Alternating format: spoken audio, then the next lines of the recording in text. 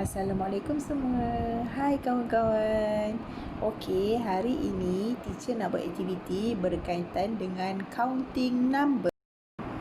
Kawan-kawan pandai tak kira? Nombor 1, 2, 3, 4, 5, 6, 7, 8, 9 dan 10. Okey, kita nak kenal, kita nak mengecam dan juga kita nak tulis nombor.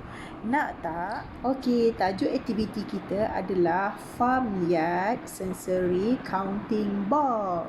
Okey, teacher nak awak lihat video kawan-kawan buat di sekolah, okey? Lepas itu boleh buat bersama ibu dan ayah di rumah. Okay, let's count. How many animals here? 1,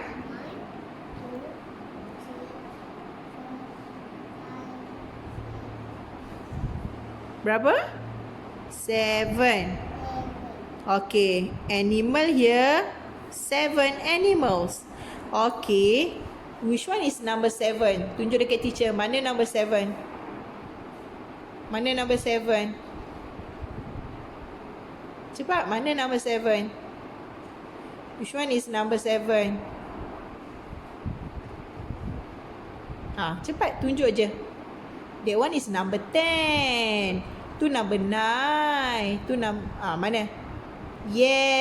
Mana? Yes. 7.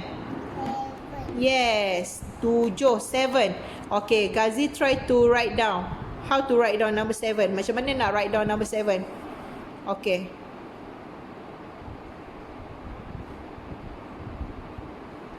Yes, very good. Okay, sebut 7. 7. Kuat-kuat lagi sekali. 7.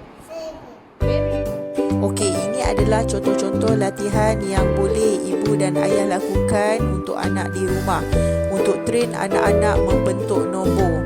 Okey, boleh bagi anak board ataupun kertas, sediakan dot line, ataupun kalau anak dah okey, dah boleh buat sendiri, sediakan contoh sahaja dan anak tiru bentuk nombor tersebut.